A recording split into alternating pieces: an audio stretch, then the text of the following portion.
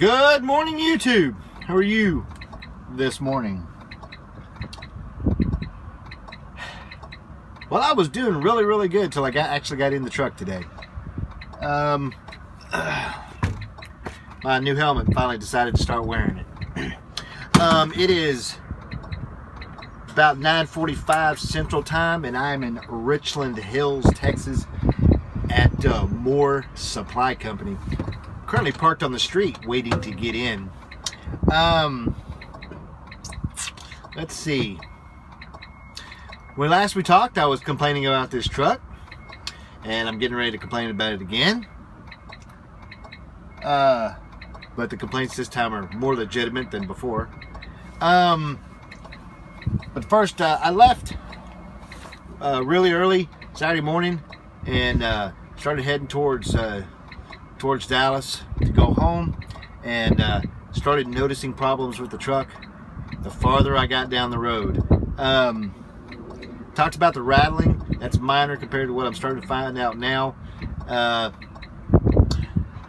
Started heading down. It seemed like I was starting to have electrical problems. The air conditioner quit working while I was driving down. I didn't go, well, it's winter. Well, it was warm though, with the sun beating on the truck inside. So I had the air conditioner running, but it would not blow cold. That's easily fixed. Then we got farther down. I started noticing that the lights were acting weird.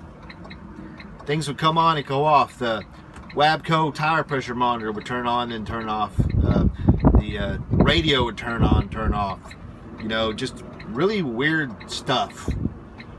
And I stopped to look around and see if I could find any bad fuses or nothing. Didn't have anything, so I just said, well, we'll figure it out later. And then I decided that I got down to Dallas, parked the truck, and went home.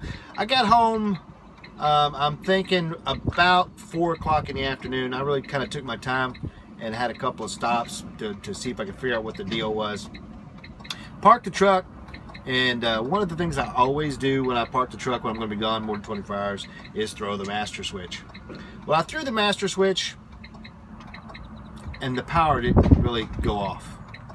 Some things turned off, but not everything.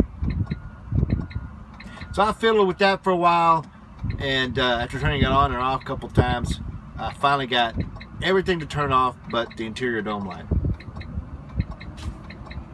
Well, the ones above the seats. Okay, so I just went home.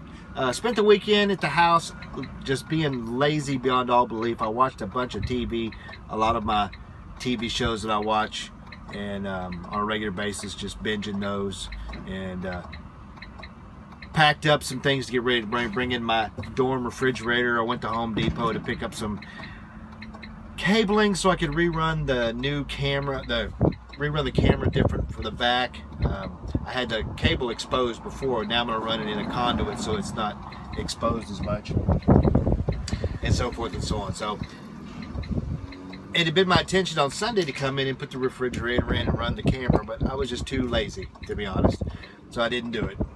This morning, got up, and I put everything in the pickup truck, drove in, got to the yard, and threw the master switch, and there was no power. The batteries were completely dead. So I called the yard guy, and he came out and jumped the truck. They offer a free service for that. Really nice people. He jumped the truck. I charged the batteries for a while I put my stuff in. The truck is still not organized in any way, shape, or form. I got the refrigerator in its spot, but it's not plugged in because I'm not sure about the power. And then waited for the Omnitrax or Qualcomm, whatever you want to call it, to come up, and it kept booting and giving me the screen and then turning off. Booting, turning on, going off. So there's obviously some kind of electrical problem in this truck. I told my fleet manager he's going to see about getting me a load going that way back to Little Rock so we can get it looked at. But I think there's something else wrong, because I'm sitting here and I can smell something. It's not like electrical smell, but it's something weird. Very weird. But right now I have the hazard lights on because I'm parked on the street, like I said, waiting to get in. And More Supply Company is a plumbing and home improvement supply company. Kind of neat. They deal with mostly plumbing, bathrooms, kitchens, yard stuff, sprinklers and things like that. But it's a really, really small place, and I'm not sure how I'm going to get in. I'm not really sure. I could get in. I'm just not sure how I'm going to get out. They don't have a turnaround or dock or nothing. So that's where we stand right now. As soon as I find out some more, I will let you guys know. Good afternoon, YouTube. How are you this afternoon? Wow, I really can't tell how I am. I'll be straight up honest. It is 1:15 Central Time, and I am still in Richland Hills, Texas, about a block from where I delivered on the street. I was there about another 15 minutes before they finally came out, and they had cleared out the parking lot, or the lot, or whatever you want to call it, to get me in there to unload. And once I got in there, it took about 20 minutes or so to get the straps off and the one half tarp off the truck so they could get this stuff off. It's kind of weird. I guess when they loaded the trailer, the pipe was still hot, and the previous driver threw the straps on it, and the cast iron pot anyway, because the straps were sticking to the cast iron pipe. And it took him about, I'd say, 45 minutes to get the stuff off. And I sent my empty call in, and then I had to call in and talk to the current fleet manager, Morgan, and talk to him about what this truck is doing. I got a little list going on here of stuff that's coming up. I'm getting all kinds of weird stuff. The Qualcomm still won't come up. It finally got something on it. It said no boot disk. So apparently something's wrong with it. It won't even, just displays a screen that says no boot device found, and that's it. And I checked all the cables to make sure it was all plugged in. Everything seemed fine. Every time I turn the truck over or try to turn it over, I get digital computer errors. Tell me there's no air pressure to the transmission. There's no. I got ABS brake. I got ABS lights. I have an active, what's called an active braking warning error, and so the cruise control doesn't work. And like I said, the AC doesn't work as well, and the dash lights flicker. So there's obviously something loose somewhere, and I just got a message about 5 minutes ago telling me to head to Fort Smith. Hopefully the truck lasts that long. I did take some time to get some of the stuff organized. I got my refrigerator hooked up, and I tested the inverter. That seems to be working well. So the power from the batteries, now that they're charged, seems to be okay. And I got my food moved and put away. I used to keep it under the bunk in the trailer truck, and now I like keeping it up in those cabinets up there. It's better. So some of it's organized, some of it's not. It'll probably take me a month to get everything exactly where I want it. And I got a bag of trash here I need to throw away the next time I had a truck stop, because I just started throwing junk away. Didn't really realize. I thought I had been throwing some of them away, but I still have. I have a stack of papers here of every bill of lading that I've had since I started here at the company here in the truck. I got to get rid of that junk. So I'm on paper logs, and I'm heading out of here. I guess I'll let y'all know what happens when I get to Fort Smith, or somewhere in between. Till then, see you later. Bye. Good evening, YouTube. How are you this evening? I guess I'm all right. I made it. It is a little after 7:30 Central Time, and I am in Fort Smith, Arkansas, in the Maverick Yard. I'll tell you, I am tired. It is difficult driving 300 miles with just a foot, no cruise control. It's wearing on the leg muscles. On the way up, I guess just as I was crossing the Oklahoma border, I got a call from the backup to my fleet manager, my new fleet manager. I'm going back to Ronnie, who was my fleet manager when I was solo the first time.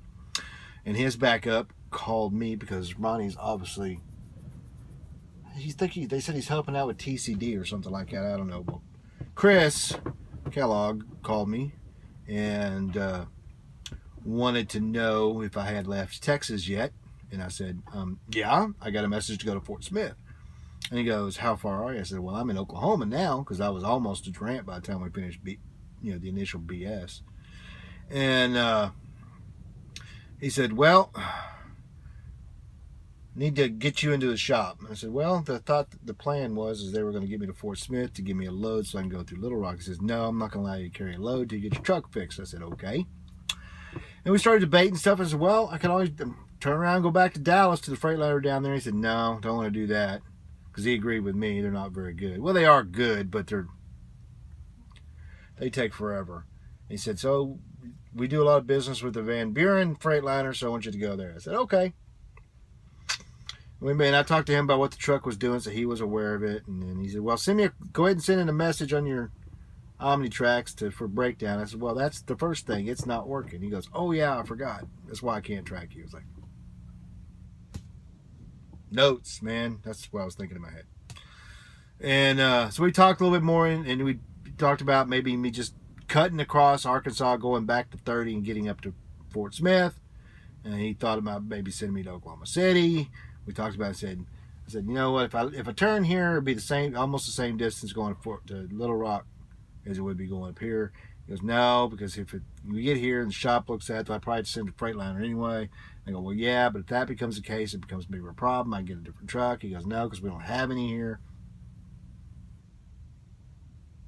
I'll let that one sit. And but we'll get you up there to Van Buren. So I said, okay, I'll call FleetNet and get it set up and blah, blah. And he said, okay. He said, let me know tomorrow what's going on. I said, okay. I called FleetNet, told them what's going on, told them where I was going. They said, okay, they would set it up. And I called Freightliner just to reiterate that I was coming in. And they told me, okay, we'll see you when you get here. Well, I got there at about 7 o'clock, and they were closed.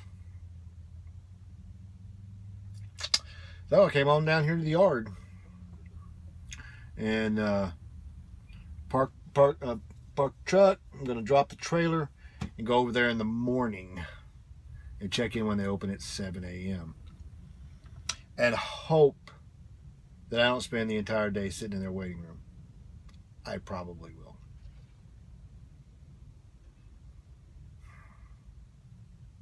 That's the bad thing. I mean, when I went to Freightliner for the EGR problem in Dallas, y'all may remember that, it took about 3 hours. That wasn't too bad. This is much, much worse. I told y'all basically what's going on, and it seemed every time I hit a bump, things would change. So it's obviously electrical. Like I'd hit a bump, and then the Qualcomm would try to turn on, the WABCO system would turn on, the radio would turn off. And then I go a little while, I hit another one, and then it reversed that. The Qualcomm would stop trying to boot, the WABCO would turn off, and the radio would turn back on. And then the dash lights would flicker every time I hit a little bump. If I hit a big one, they'd go completely off. So it's obviously, there's something loose somewhere, something going on, I don't know. Hopefully they can find it without having to just tear apart the truck too much, which I highly doubt. The last time I had an electrical issue in a Freightliner, they had to take the dash out. I'm not really sure. We'll just have to see. So I'm stuck here for the night. This is a long update for not a lot of information. And so hopefully tomorrow will be a better day. Upside is I got paid for all the miles. I'm getting paid for all the miles today. And I should start getting breakdown pay in the morning. Since I didn't make it tonight, I don't get breakdown pay. I'll get breakdown pay tomorrow once I check the truck in. So I got roughly 300 something miles today paid. And it's a little bit of money. Not a lot. So until tomorrow, keep the shining side up. 73s. Be safe.